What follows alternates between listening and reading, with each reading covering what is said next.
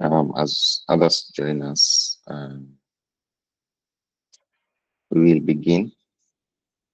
And just to break the ice, you can type your name, maybe the school you're from, high school you're in, or maybe the university you're in. And yeah, I think those two will be okay. So just type on our chat section your name and maybe you're from a high school as we proceed.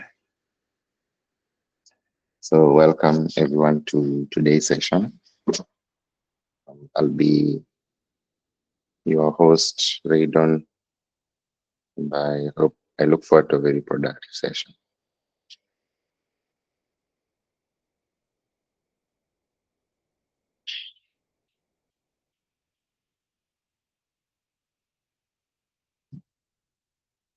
Yeah, just type something so that I can know you've had me in our chat.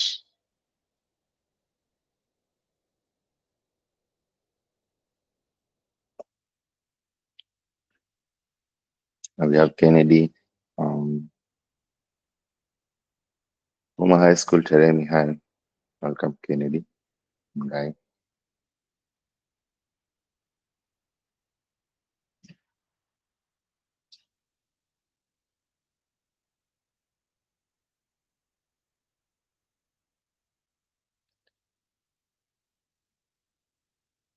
Who else? Serena Chege. We also had Victor Mula Mula.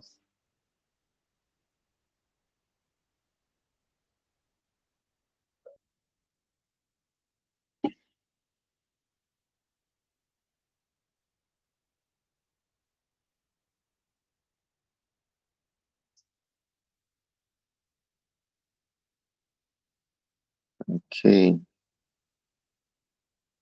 So before we start, I'll share an email address where I'll want you to just email me something, maybe say hi or say I attended the session. And once we are done, you'll get all these resources sent to you, including um, those emails will get access to a big part of the resources that we have at the USA Prospects Program that can help you in your application journey. So this includes recordings and all that. So the email is info at usaprospectsprogram.com. So keep that. It's in the chat section. Um, Store it somewhere safe. I'll also, it's also on the slide deck that you're seeing right now. You can find it on our email. Just anywhere you can find us. Send us an email to show that you attended, and we'll share the resources with you later on. So without further ado, we'll be covering a few things regarding the process of studying abroad, and having speakers and maybe some of the mentors we work with attending this and sharing a bit of the experience. But I'll just share with you from a beginner level understanding of what it means to join to the look for opportunities in the US with regards to undergraduates. Today I wasn't prepared to share on graduate school, but hopefully we'll get a good feel of what needs to be done when you're trying to apply for these sorts of scholarships. So my name is Raydon, as I stated before, and I'm currently a junior at Duke University, pursuing Bachelor of Science in computer science with a certificate in innovation and entrepreneurship. And present this. I've been fortunate enough to be in the US since 2022 August, and my journey to Duke University wasn't as easy as most people find it. Um, it was still as daunting 3 years back. Um, I had a lot of things that I learned along the way, and I'm very grateful for the lessons. And I'm very conscious of uh, the opportunity and the luck that went into uh, securing such an opportunity that is sought out by a lot of students, and most of you, I think, who are in this session today are looking for the same, and it's always a privilege, and I'm very honored to get to speak about this. I remember during my time, I used to attend the similar sessions, trying to get as much information. And seeing you here, I see myself in you, trying to uh, understand how all this process works. Probably try to get some information that can give you an edge in the application. And yeah, so we've been doing this with the USA Prospects program for a year now.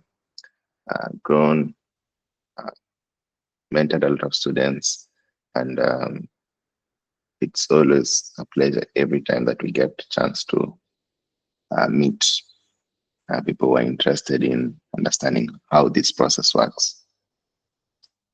So,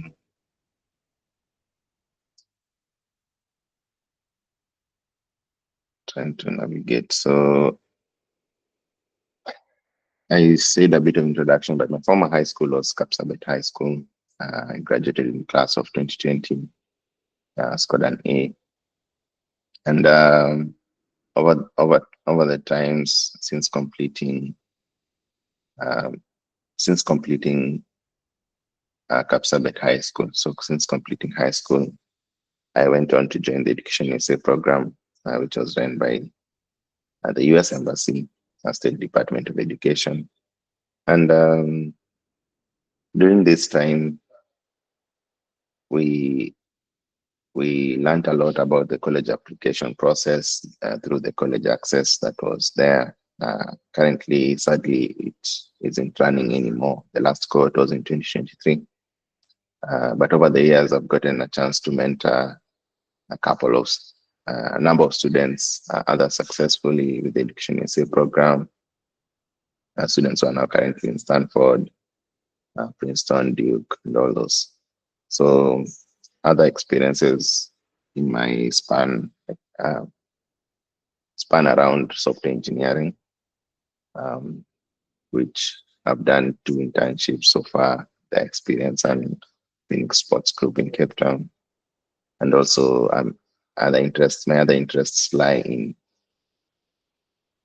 business development and entrepreneurship, which I've gotten a chance to intern at Better Care, which is a Duke founded startup, as well as being a business associate at Experience.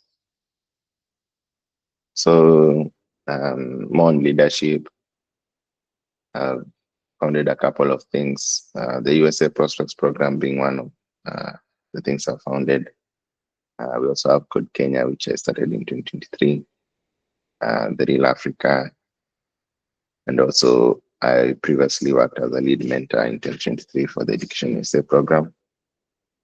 And I'm also I also happen to be a cash merit scholar, which is an opportunity unique to Duke and maybe a couple of other universities, maybe Howard, not sure. But cash merit at Duke is specifically for international students, and it's a scholarship I won back in 2022 when I got admitted to Duke. So the most important thing about college applications to the US is to first understand when everything's happening, right? So you don't want to miss deadlines or slack off and find that yourself in a position where you don't have a lot that you can do. So you attending this session in April is a period around your KCSE results and when the common application opens. So it's around this area. And we can say you have maybe 6 months to the time your applications will be due if you are applying as an undergraduate. So understanding this timeline is very crucial to knowing how you're going to plan yourself, study for your SAT exams, prepare your application materials, and all that. Studying in the US is not as straightforward as applying to a Kenyan university like the COOPS portal. You have to write essays, and it's very important. These essays are very important um, in determining whether a school will admit you or not. Because think of it as this: they have a lot of people who want to attend the school that you're applying to. Uh, a lot of people, a lot of students are probably hundreds of thousands are applying to even just a single school.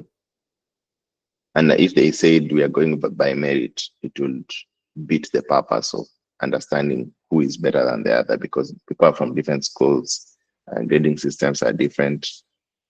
So they have to consider a lot of things. And this is where your ESIS comes to help you out in terms of helping you be unique and differentiate yourself from the competition. So throughout this process, you'll hear maybe the mentors you're working with, or maybe counselors you're working with, and even at the USA Prospects program, we normally encourage people to be different, be unique, try to be different from everyone else who is applying.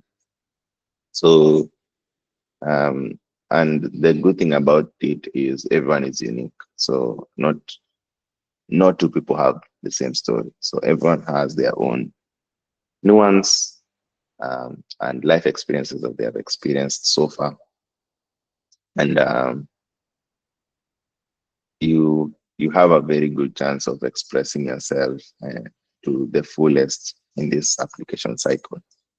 One thing about applications that you should probably consider, and why you should consider applying, is not even just um, the purpose or the probability of you getting a full scholarship in the US. View it as a journey where you'll be meeting new people, exploring a different culture, learning a lot in terms of your SAT as well as essay writing, and just an overall chance to improve your soft skills.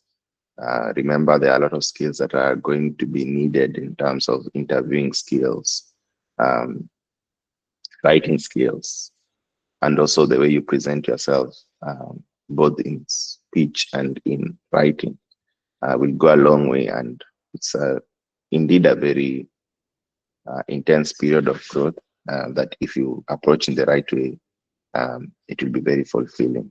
So most importantly, just have fun with it and make sure you enjoy the process. Make sure you uh, grow as a person, learn new things along the journey, and you will be fine. You will be fine. There's tons of information out there. You have to learn how to filter from the noise, find a, find your own voice, and find something that will work for you. And another thing is to take it seriously. So you being here is a good sign that you're taking things seriously. So never think that this is just something that you will put half-hearted efforts and should be good. Uh, it doesn't work like that. Everyone I've talked to, people who we met here, maybe from Ghana, from Kenya, we were in different countries. But if you hear the kind of things they put themselves through to get these opportunities, trust you me, people are trying, people are putting the effort. So if you want to be the part, you have to pay the price. It won't come as easy. Even up to now, I still remember every tiny detail and all the grueling hours that I put behind my application, and the learning and the growth that I experienced, and just taking it seriously, taking it um, uh, with the seriousness it deserves, um, played a very big role in probably why I'm here. So if I decided to procrastinate on things, try to push off advice from my mentors, or think that this is too easy, anyone can do it, and being hot-headed, that would have cost me greatly. So listening to the people who are mentoring you and implementing is a very big process in this stage. So I like to share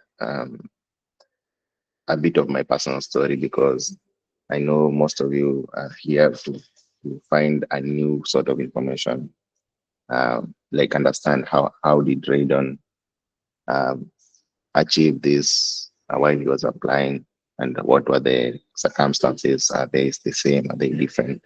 And I try to be very realistic with um, what I personally have learned from the patterns I've seen, doing the process myself, coaching people to get these schools, and some of the characteristics I've seen consistent among everyone who ended up getting the scholarship.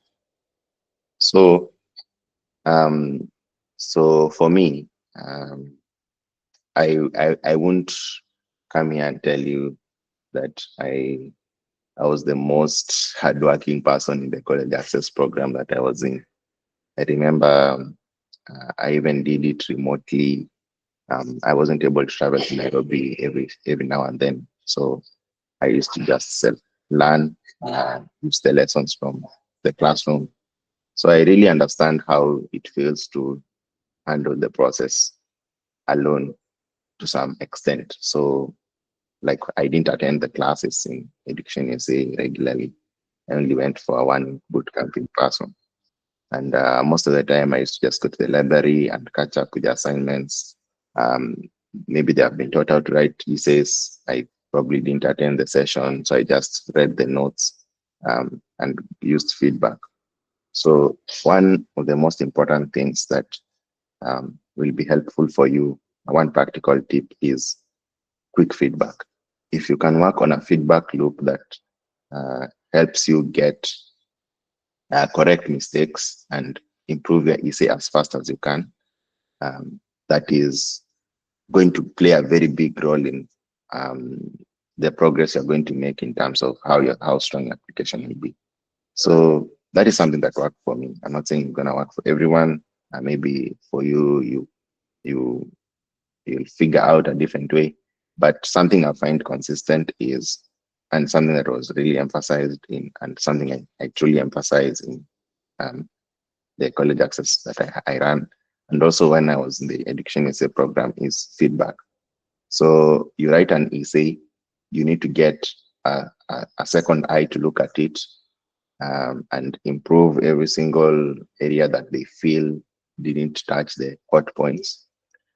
Give you some feedback on it, and then you act on the feedback and write another essay or correct the areas that were suggested, and then iterate. And don't iterate to the same person. So um, you need to shorten the time span taken to write an essay. So if you're writing an essay in 1 week, trust me, you need to have that time.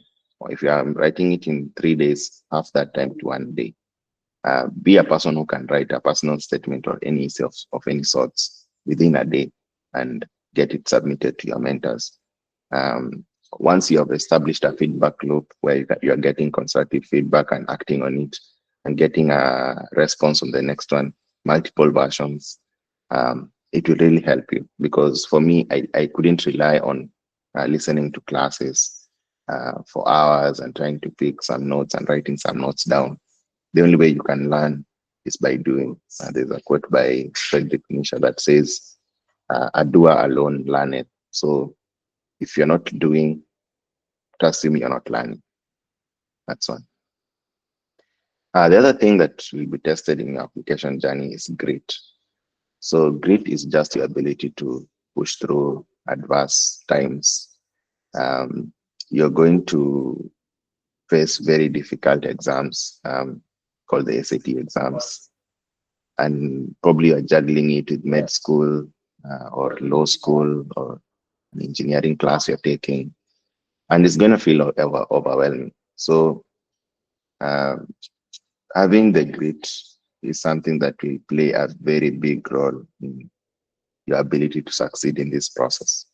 So remember, it's a year-long process, probably 6 months. You need to always keep in mind that I have to be working on this application. You should never forget, so that every time you pick um, some new information from somewhere and you've learned, for example, from this code or from this session that we're having with you guys, you need to find a way to implement it and keep that in memory, and you something that you can still apply even when it comes to December. So pushing to the last end, um, making sure you maintain a very constant flow of determination throughout the process is very important, because some people won't get in this year on first try. Especially, I'll just tell you free of charge, getting in first try is a privilege.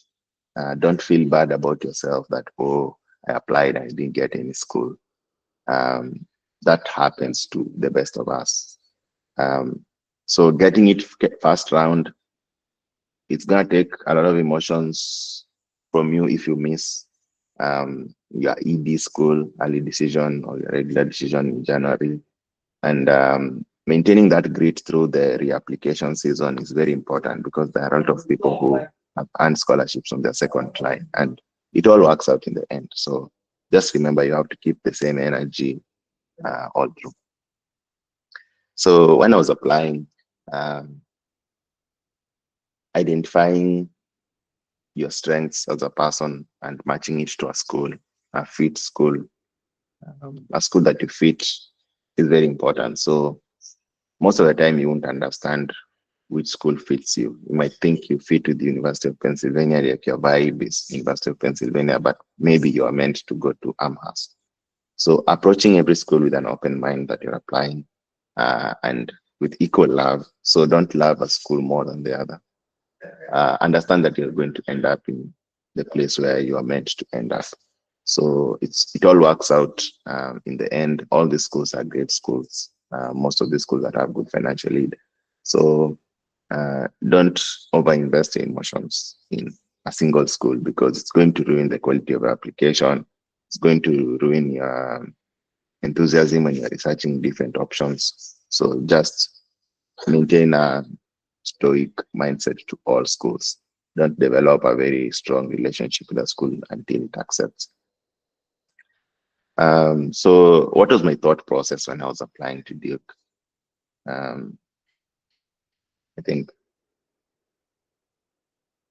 yeah. So my thought process was, um, I'm looking to study in the US, right? And I want to go to a school that I'll be happy to go to. So one thing you need to be very careful and be very deliberate about is the amount of funding that that school has. One way you can know is by just asking students who are studying there, maybe more so Kenyans. Ask them, are you financially okay? That's cool. So not all financial aids are the same. So I wanted to go to the best school possible. So my mixture of schools was um, mostly private, um, private research universities and Ivies, and with a bit of liberal arts colleges. Though I applied to a liberal arts college early decision, but that was a story for another day. But when I got to a regular decision, I made an intentional decision to choose those top schools. Why am I advising this? I'm advising this because I don't. You have to have the mentality that no school is too big for you. That's one mistake that people do. People think, oh, if I apply to smaller schools, I'll get in quite easily. It's quite the contrary. It's actually way harder to get into those small schools or safety schools. One, because they don't have enough funding most of the time to take up a large incoming pool of international students. Um, Second of all, they're not that, uh, they might not be that progressive, or they don't have the incentive to be progressive, because most of these schools that are dishing out these lump sum scholarships are looking to improve their prestige and diversity within their schools. Some of the smaller schools don't have that high incentive to push on diversity, rather than just survive with the tuition. So you might find that it's way harder to get into Swarthmore than it is to get into a school like Cornell, which is an Ivy League, and sometimes those some of those top schools. That is my own personal opinion with the international scene. It in the US, and when you are, it's just a realistic outlook to how the Kenyan application to an average Kenyan applicant. When you go to the internet, you'll see that concept of safety schools. Just know that that concept doesn't exist for you. Every school counts. Every school is just going to be as hard as any other school to get into, mostly because of you asking for full financial aid. That is just a reality that you need to have. Yeah. The other thing is understanding how the times are. Right now, standardized tests are coming back. They are very important, and it really helps the school uh, get a standard way of judging all their applicants in terms of how rigorous their curriculums were. So during my time, things were way more laxed. Um, things were way more laxed. I can say um, there was a lot of test optional policies, and there were also cases of people getting into schools with lower SAT scores. So get this, that is, it is not easy as black and white to just say, if I get a high score, I'll get in. That is one big mistake. So when I was thinking about the application process, even though um, that time test optional policies were there, I still submitted my SAT scores. But here's the nuance. There are people who get into these top schools with relatively low scores. The thing is, remember that your goal is not to be the most hardworking or the most exemplary student. That is just a metric. It's just one point. It's like being valedictorian is a point among many. The main goal is to be unique. So I know people here at Duke who have gotten into Duke with 1450, with 1410, and even 1390. The thing is, what the school looks at is your holistic story. So never count yourself out because of a lower SAT score. Yes, you'll have to do more. You'll have to have better achievements, or a compelling life story that maybe explains uh, that case away. But never count yourself out because you have a lower score. So never see a school that is too way out of your reach. That is one. But yes, I would advise, if you have a lower score, don't turn your scores in. Maybe if you have like 1210 or something, or 1300 flat, you might, if it's a test optional school, you might probably want to hide that fact that you had a 1300. Um, but again, don't count yourself out. Don't self-reject. That is one part of the coin. The second coin that you need to understand is, don't self-accept. So don't say like, oh, I'll work hard so hard and get 1560, and when I have that 1560, I'll get a school. That is not a formula that is known. You can have a very high score and still struggle to get into these top schools. So remember that your application, all parts of your application matter. So whenever you are applying to the US, be it an email you are writing, the smallest email you are writing, make sure it's respectful, make sure it's well written, communicative, and clear. If you're writing any essay, don't put a lot of weight on one and forget the other. Don't write a very good personal statement and supplemental essays on why you want to join the school, and then you forget your recommendation letters. Make sure every aspect of it application has gotten the time it needs. Make sure it's stellar. All of them are reviewed. They have they have gotten some feedback from someone, and you, most importantly, you're happy with what you're seeing. So that is what you need to put in mind. SAT score is a tricky thing because there are people who have 1510s and struggle to get a school, and there are people who have 1390s and get schools. So it's not black and white to SAT score, though it's becoming more popular and they are rolling back the requirement. So please aim for 1480. That is a good range for most of the top colleges that you'll be applying to. Yeah, or 1500 plus. Yeah. So after that, um, my thought process, I knew that my the application is going to matter. Every piece of my application is going to matter. So I put effort in every single piece, from recommendation letters to every essay, to every email, to every personal statement that I wrote. I had that feedback loop going, and spend more time doing rather than watching, and maybe writing notes on things, comments from other people and all that things. Just make sure you do, because that is the best way you can get someone to actually give you their best form of advice, because they have already seen what you are doing. Um, the other thing is, write for the school. Don't write for yourself. Understand that this is a transaction as much as it's just a way to write your story. Understand that you have to provide something that the school might desire. So with everything that you're writing, know that they are looking out for those medals in competitions. Know that they are looking for that founder. Know that they're looking for that community engaged student. Notice they're looking for that person who is game changing, who is researching some useful, impactful solution for their community. Know that they are looking beyond for that leader. So if you have an application that you're just writing things that um, you feel are you, and you're not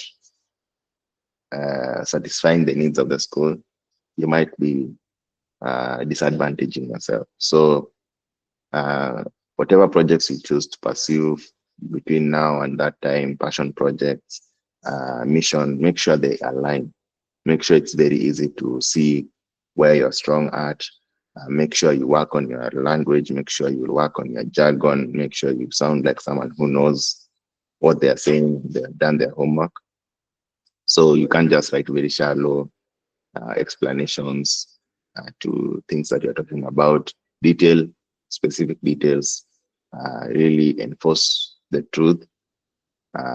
If you have a lot of details in your essays, and also, yeah, if you have a lot of details, things that are actually helping the admission officer understand you better, it plays a long way rather than just having good English and nothing else.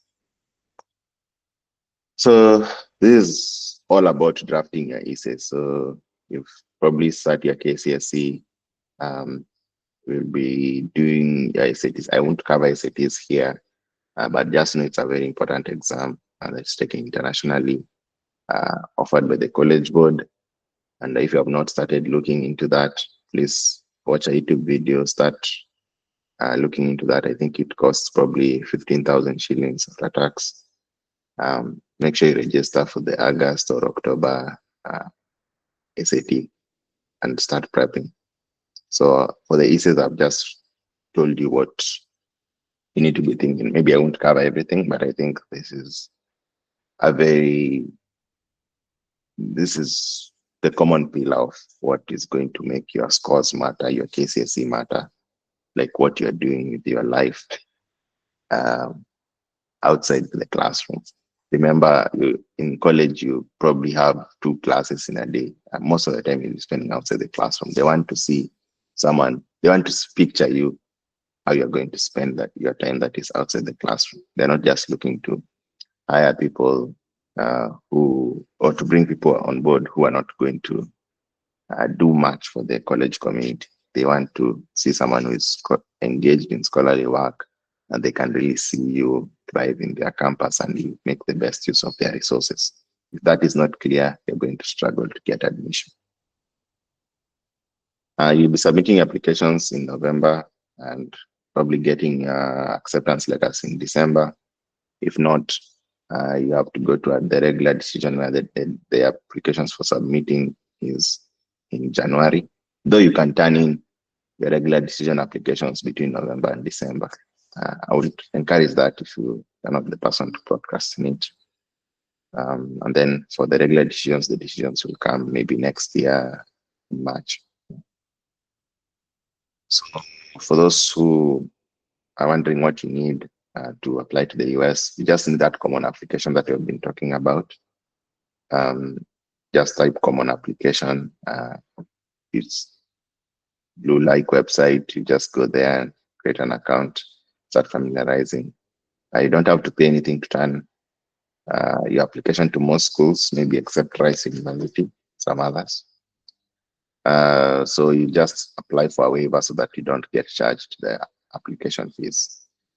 That common application has essays in it, so you need to write your essays, get them reviewed. Reviewing them is important. Don't just write once and then send it in. You're wasting your time. Make sure you work on your essays as much as you can and find something that works for you. You need your KCSE results, slip, scanned, of course, and the original one, and then high school transcripts from Form 1 to Form 4. And then, depending on the school, you might turn in 2 recommendation letters, mostly 3. So, one from your school counselor, who is probably the school principal or the guidance and counseling teacher, and then 2 from your teacher. So, it's normally 3 recommendations on average. But for me, when I applied to Duke, I turned in 4 recommendation letters. So 1 from my school counselor, 2 from 1 from my history teacher, and 1 from my biology teacher, and then an extra 1 from a county official from a project that I did. So those are 4. Make sure they give different perspectives so that you don't just ask from an English teacher and a Swahili teacher, all of them teaching a language. Make sure you're asking recommendations from people who can give a different look and who have interacted with you in different ways. It could even be your basketball coach, or it could be a lecturer you worked with on a research project. It could even be your county executive or county commissioner or governor. Nothing is off the table. If they allow optional letters, just make sure you turn them in. Portfolio and resume, it's optional for most schools, but some schools like Amherst require you to submit a resume. So learning how to do a good resume is key, even in your professional life.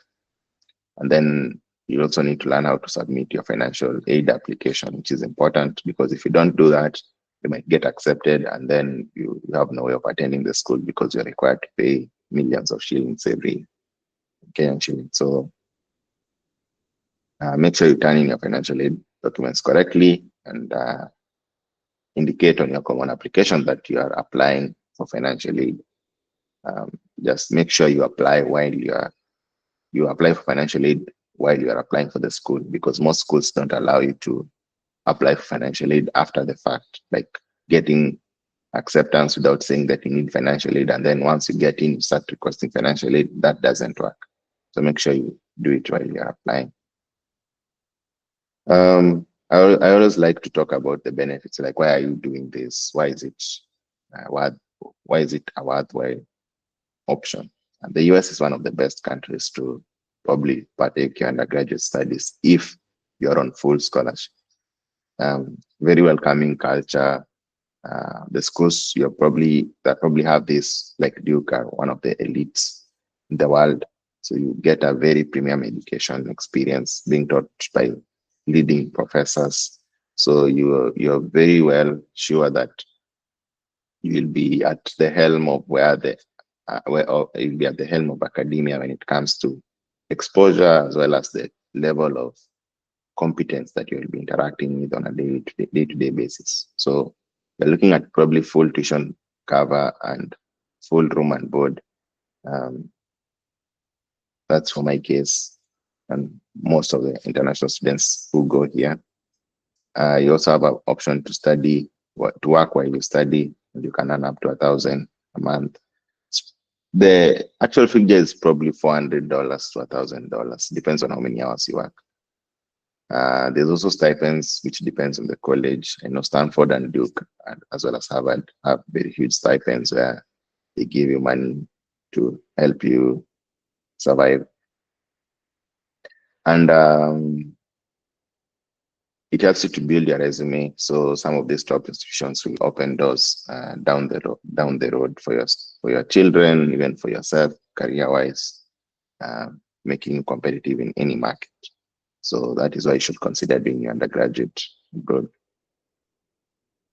Other factors that I personally can say I've benefited from is traveling the world. So that global exposure, I've gone to several countries, which might not have been possible if I was studying in Kenya, and made a lot of friends in South Africa, then in Europe, in the US, and meeting people from different countries and expanding your network to different areas of the world, making friends from different areas of the world is something that that education will come with. So it's very good, that important that you consider that.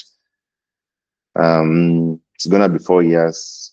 Probably you'll be entering the US at a time where you will be probably in second year. So if you are worried that maybe you are 17 years, you're still young, probably be joining when you're 19. So, and you can always take a gap year. It's very flexible. Um, you can pursue a course and then probably if you maybe want to take a year off, you're allowed to do that. If you want to take a semester off, you're allowed to do that. You're allowed to switch between different majors that you are applying in. So what you applied to get into the US, you don't have to stick to that course that you applied with. You can easily change from different to different departments and even different schools.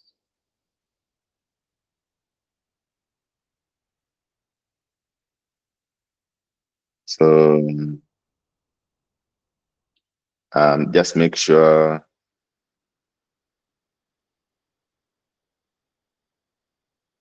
just make sure you can, I can't say, sorry about that. So in terms of career development and everything, the benefits are just way more than I can list. I'm sure you probably know why. Um, for some of the schools with full scholarships, one is Duke University. There are a couple of others. I don't know if this works, but I have a playlist that I can share with you guys later on or in this document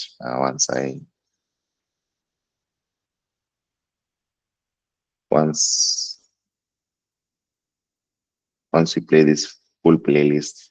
There are probably 40 to 50 schools that are very popular with Kenyans, but just make sure you apply to a school that has financial aid. The list changes. Like I know, for example, Lafayette College used to have scholarships. Now they don't offer scholarships to international students. They in preference for US-based students. Some which were offering scholarships in 2021 at that time probably are not coming back to Kenya to give scholarships maybe in the next 4 years. So it varies from school to school, but we have a list that make available uh, once I get your emails. Um,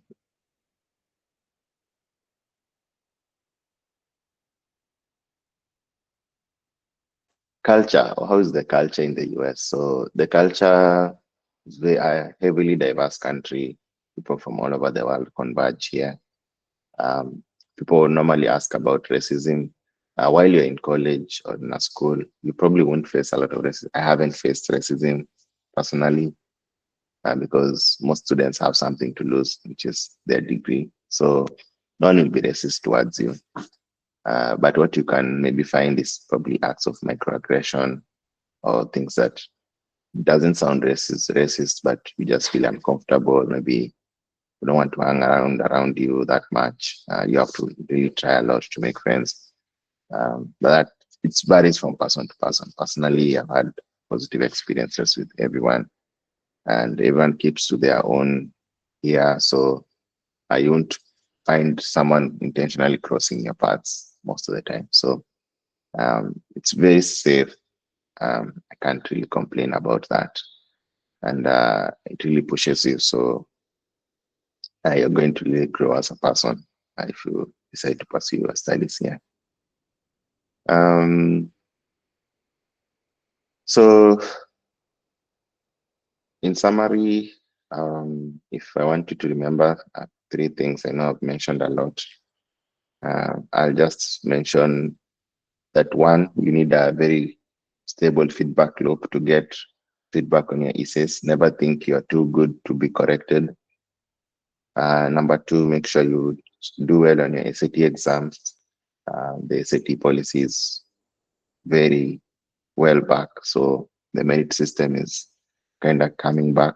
Affirmative action, which was a policy that um, affirmative action was a policy that allowed colleges to prioritize their diverse makeup, and was recently scrapped. So mostly colleges will probably focus on merit and substance more than your race or who you are or your orientation.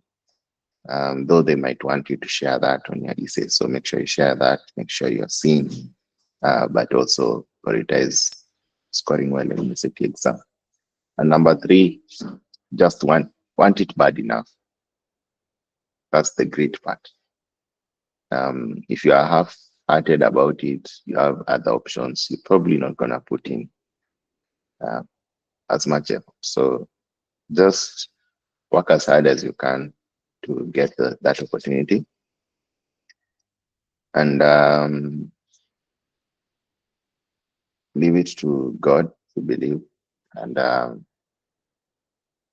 everything's gonna work out if you try your absolute best. So if you're putting your work, making sure you have the best application for that particular school in Kenya, trust you me, someone will notice. So the hours you're putting in the dark where no one sees, I will come to light at some point. I remember when I was applying, I used to wake up early in the morning, probably 5, 6, because I was supposed to be in University of Nairobi maybe by 9 a.m. for my class, and I was leaving like an hour away, uh, and I have to catch a bus to travel to campus. So I wake up at probably 4 a.m., catch a bus by 6 a.m., and 4 to 6 I was just putting some playlists to listening to uh, documentaries on sustainable energy. Because I applied as an electrical engineering major, I read a lot of articles, newspapers, the trends, and I made sure my application is educating. Someone will read it will, even if they don't choose to accept me, they'll feel like they have learned something, they know something about my piece of the world. I've shared passionately of why I want to join that school, and even though my decision is not mine, um, I show that I'm really, really interested with contributing positively to society, and the school that I've applied to uh, will help me along that way. And I invested a lot of hours, including SAT prep, and all of them are rigorous. And eventually, it worked out on the first try, which I am very conscious that it's not something that I take for granted. There's a lot of luck involved. Most people don't get it first try. So getting it on first try and using the same methods to help others get into other top schools like Stanford, Yale, under my mentorship. Um, I know that it is possible, and I keep on seeing people who are securing these spots, and they're not like the top 10 or leading in the country. It's more complex than that. Um, you just need to believe in yourself, maintain a cool head, don't get uh, over yourself, and just lock in. Do gather as much information as you need, and have fun with it. Have fun as you go. Um, one bonus point is you have to understand that this does not define your worth if you don't get a school. It doesn't define anything about your ability to succeed in life. You can easily succeed in whatever country. I'm very conscious of that. And whatever you choose to pursue, be it in Kenya, be it here in the US, um, just put all your efforts in, work hard, um, going with a going with a single mind. Don't do things by half measure, and you should be good. You will be very well poised to succeed. Yeah, so that is my final piece. Um, I will probably take questions and then I'll share any information about um, college access, and maybe if you're looking into uh, applying to a college access program, maybe talk a bit about the USA Prospects program. But for now, I'll take some questions. I have pasted my email, which I initially told you to send your requests. You send a message to me. Just say hey at the end of the session so that I can capture your email. And then I'll send this PowerPoint, send the schools, and give you access to uh, a repo of resources that you can watch to understand the college application process. I hope whatever you've learned today has been useful to some extent. I'll just take questions. You can type it or you can unmute. Any of those options is fine.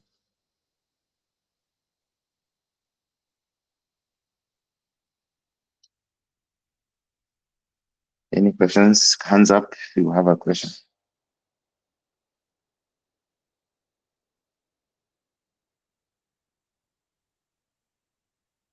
Yes, Geoffrey, you can unmute. So maybe a quick one. What about fellowships? I think during the research when we're researching about approach university and we to actually get into them, I've come across fellowship where you find it's probably 3 month or 1 year or probably even more than 1 year program. And so are they usually like linked to universities and what's the benefit of actually doing? And then for the students who are for the scholars and even like scholars who are not aware of such opportunities, are they worth investing the time? Um, I haven't gotten your question quite. Um, what specifically can I answer in a few words? Okay. Is it worth applying for the fellowship, pre-university? Fellowship, Yeah, fellowship. like 1 year fellowships. Yeah, like 1 year fellowships whereby you probably go to. Some of them are usually even offered on full scholarship, whereby you take every to a probably a summer camp for a couple of months, where you get educated in such kind of things. If you get lucky enough, you can have internship fellowship because they also vary from one institute to another, and some of them are even offered by abroad universities, which you might even be interested in applying to. So are they worth really investing the time? Yeah. For the fellowships, it depends with your career goals. If you have maybe you've already started bachelor's, you've started studying, and maybe you don't have the time. It's not. Maybe if you don't feel like it's going to improve, or maybe something that you need to learn, you might forego those fellowships, especially those even if they are fully funded, maybe 1 year, 2 years. That depends on your goals. If on the other hand you're very flexible and you're open to taking a gap year or something, maybe delay your enrollment to university, yeah, feel free to take those opportunities. One, because you never know who you'll meet, never know how that will open a different trajectory of your life. So as long as it's something rather than nothing, be open to any opportunity that comes along the way. I would advise you to try those opportunities because for most people, probably you want to explore something different. Not many people, um, not many people want a very linear way of. I wouldn't encourage anyone to pursue a life that is linear. I always try to disrupt. I always try to change the course of things. So don't just aim for a life where you finish high school, complete 4 years with your fellow peers. It's not a race. If you can learn something new in a different country, maybe in Italy, US, South Africa, explore something different, something nuanced. Please do. If you are applying for African Leadership Academy, please do. Um, you never know who you'll meet. You never know how it's going to change the trajectory. Oliver is asking, does your major affect the university application? Um, I wouldn't say it doesn't affect because uh, going undecided, for example, might weaken some aspects of your application in terms of you knowing what you want. Uh, but also, your major also shows your understanding of what you want to do in the college. So, and also some majors are way more competitive to get into. Like maybe they look at your application and another person who wants to do computer science, and probably they are way more qualified than you, or you feel, or you maybe they see like you really don't know what you are saying compared to what other people have done, that kind of thing. So some majors are, yes, competitive than others. Even sometimes it's just because of the space. For example, if you're applying to Trinity College intakes more in undergraduate students. For example, 1,300 students are admitted to Trinity College. And then only 300 students are admitted to Pratt School of Engineering. So sometimes it could just be because of the space. They've applied to a major where maybe, for example, Huntsman program, which probably has a very small class, maybe of 30 students who can get in. So if you're applying for that Huntsman and you're applying against other people who want that program, and they only want a very small number of people, it might be competitive to get in, maybe in terms of size. So it does affect. I know people who we have advised before to take different majors, which fit more with their story. I would advise you pick a major that fits more with your story rather than what you really want to do in the US, because you can always change. So if your story doesn't fit a neuroscience major, don't force it. If your essay doesn't fit a computer science major, don't force it. If you don't have things that show that you are very competent in computer science, why should you? I know you want to do it, but you have not done anything in high school that shows that you're prepared in that area. And even that is a change that I personally did.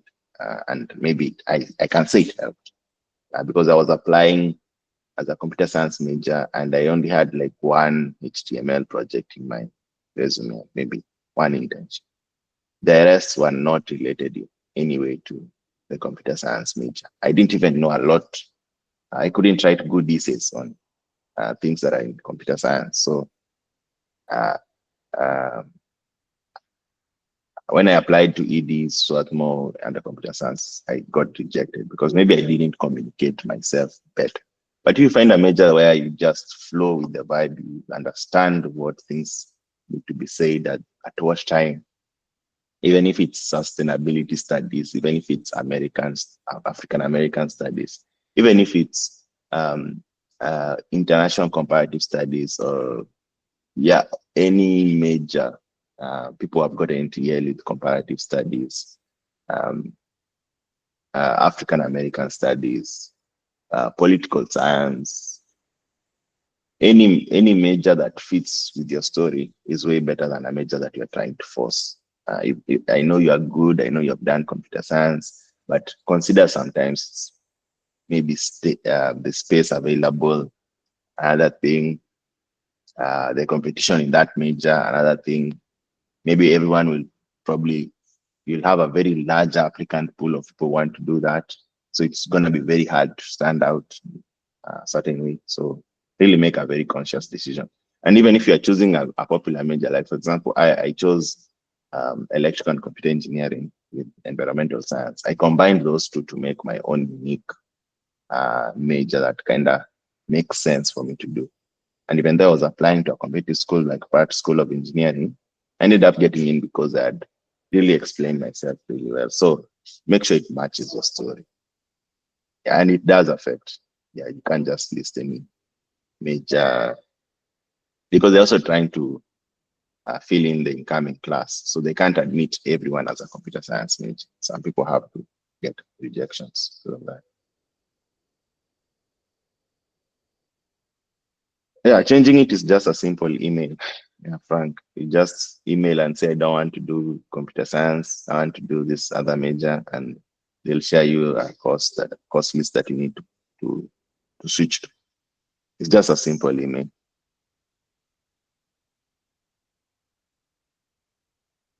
Extracurriculars. Um, when I was thinking about my extracurriculars, one tip I normally tell people, start with your strongest four. Make sure your first four really pop out of the page. Things that can't be denied. Um, and I'm not saying being very flashy. I'm just saying having something that shows impact, probably something international or national impact or national. And even if it's school, let it be, let the description be something that is worth, is not worth. Yeah. And just don't just start with an activity that says I helped arrange meetings. You have to like start with things that are very high impact. For example, um, some of the ones I can remember, um, I mentioned my leadership positions at Capsabet, and showcasing that you are in charge of uh, a good chunk of a good number of people in your student council, um, growing and maybe supervising, being responsible for day-to-day activities and it showed leadership. So if you're a school captain, make sure it's maybe in your number one or number two. The other thing, if you have an international, it doesn't have to be an award, it doesn't have to be an accolade. It could be something you do to, for example, mine was UN General Assembly, which the UN General Assembly is a lobbying assembly that is normally carried out by United Nations. It's popular in colleges, and I knew that they know what the UN General Assembly is. So contributing recommendations, even if you just send and maybe it doesn't get passed or never make strides, choosing something that has global impact uh, as one of your first activities can be helpful.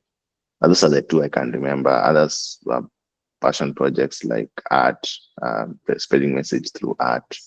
You can have your music there. You can have um, an environmental club or scouts, St. John's Ambulance, those kind of things. You can throw in some research there and a professor. Yeah, but make sure your first four are very comprehensively written and they really uh, boost your application. So I just say that just start with a strong four and then make sure you fill all the 10 activities. There's a lot to say. I don't think I've answered all about the activities and on a session because it's a whole session by itself. But um, those are just my top two tips. Any other questions?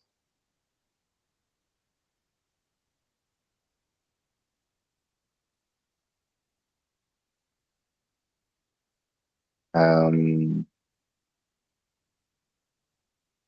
so I'll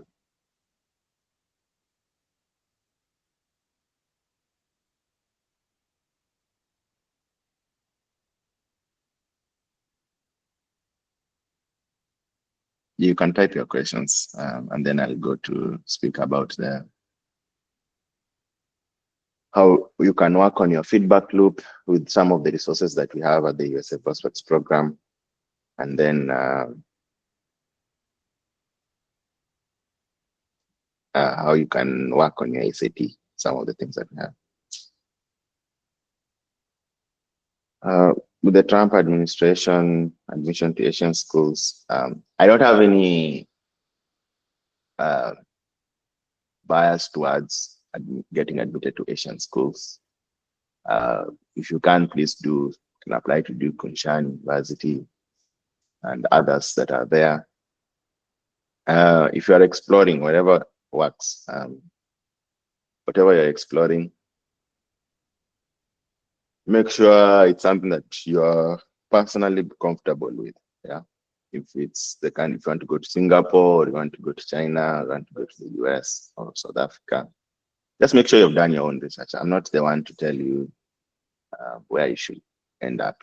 I have some people who ended up studying in Switzerland and the UK. So everyone has their own different journey. The Trump administration is has not affected anything in the private sector. Schools will still admit international students. Remember, not everyone voted for uh, the current president. There are also people who still remain with their own beliefs. And most colleges are still accepting students. About visas, the only thing that matters is if you have a way to, if you have your own, your scholarship ready. If you have a student visa, the main reason why it'll be rejected is if you can't really afford the education that is listed there. Maybe the cost of attendance and the tuition or scholarship you're receiving is less, and you're not proving how you can cover the difference. That is the main reason for rejections. But they have no reasons to reject you. Remember, as of now, we have mentors, Morgan, who got into Johns Hopkins, and they recently got his visa approved. So people are still getting visas approved. The only thing is people don't take enough time to understand what to say in those interviews and actually showing up without a good financial aid letter. So people are still going to the US, people still come to the US. It's not going to be one year change that millions of people will stop getting acceptances to US universities. Um, the systems are very resilient and things will play out well. Yeah, in the end. I will just say it's not as easy as it was in our time. That's what I can say. And the climate is uncertain, but it's not totally out question. Uh, so someone has asked how you can reach out to us. We have, so if you're interested in joining a college access program, um, I work with the USA Prospects program, which is a derivative of the Education USA program that ended. I'm an alumnus there, former lead mentor, and I started the USA Prospects program last year, 2024. If you want to join, um, please search our website app, usaprospectsprogram.com. Trying to just have the URL on the chat section and then click apply. You should be good. The other thing is I have previously shared an email here, info at the USA Prospects program. If you want the resources, free resources, send an email, whatever, even if it's a full stop, just send a full stop and your name. I just want to capture your email. I'll know based on the time you sent that you attended the session, and I'll send some useful recordings that you can watch, as well as some of the application materials that worked. that you can work with to succeed. Um, so my contact details, the number on the website is my WhatsApp number. You can reach out anytime. Thank you, Geoffrey, for organizing this. I really appreciate that.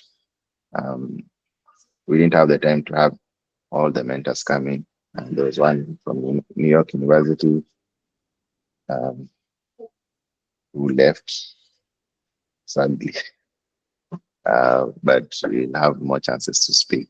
Uh, we'll have future sessions.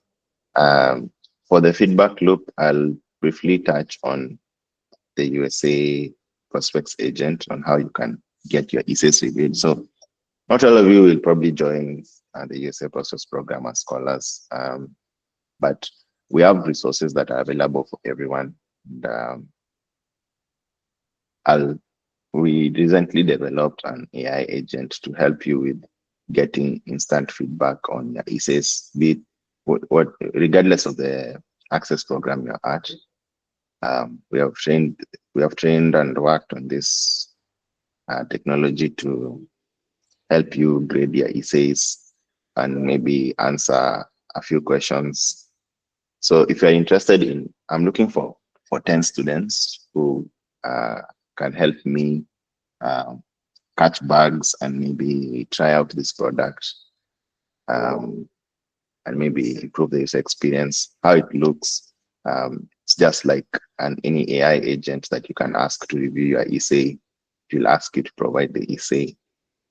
And once you provide the essay, it's going to, so for example, I'll use this version, the last version, for example, it will track, it will know whatever essay you wrote and um, it will track the current version. So if you uploaded an improved version, it will tell you if you improved. So for example, this scholar sent the version 1 and got a score of 73, which was scored based on its uniqueness to other applications or other applicants using this system, uh, how their voice was, so what their voice had, how authentic does it sound, was it a hooking essay, did it have the correct flow, and was it concise? So on this metrics, they got a score, and they redid it. And on their second version, they improved to 87. So you can track your last version and current versions. Also, you get this dashboard analysis of your essay, so it can tell you. Um, for example, it will tell you this essay shows improvement in vividness and engagement. So this tracks the second essay, it tells what it has improved on. I tell you some connections, field force, that kind of thing. I can recommend what to do to improve your essay. A good score is normally 88 plus, but also take it with a bit of salt that this is just an AI. It won't be perfect every time. So your essay might be graded a very high score by the AI, but when you send it to a mentor and they tell you it's not as good, mostly because it's not human, so it might not detect emotions, might not be very good at uh, measuring how compelling the essay is. So that's why we developed the orders functionality, where you can request an expert review from a mentor studying in the US who has done the process, and they can give instant feedback on your common app essay as well. As so just paste your essay here, select a turnaround time, and continue to payment. That is now if you want a human review. The AI will have some few free reviews. I think 4 or 5. If you run out of reviews, you can always get for a very low price of like 200. You get some more AI assisted reviews, or 300 shillings for like 10. 10 is way more than enough for um, getting one essay done. So maybe mostly your personal statement. So it's trained on um, past successful applications as well as rubrics and metrics from different colleges. So you'll probably, instead of, if you find your feedback loop is very long and you're not getting feedback as fast as you might want, you can try our tool, which is available for everyone. If you face any challenge, you can uh, give us ideas on how to improve our page. So that's why I was saying I'm looking for 10 students to, and just email me on info@USA Prospects if you want to be among the 10 students who will be using this to help me improve the user interface. Tell me what you think about it. If you're facing any challenges, how we can improve on it. We can be meeting once a week and get a few favors in terms of mentorship. That's okay. Uh, but just send me their interest on by email. Um, I'll share also in my email uh, with resources. I'll share a tutorial on how to best make use of this tutorial. Yeah. Any other question? Um,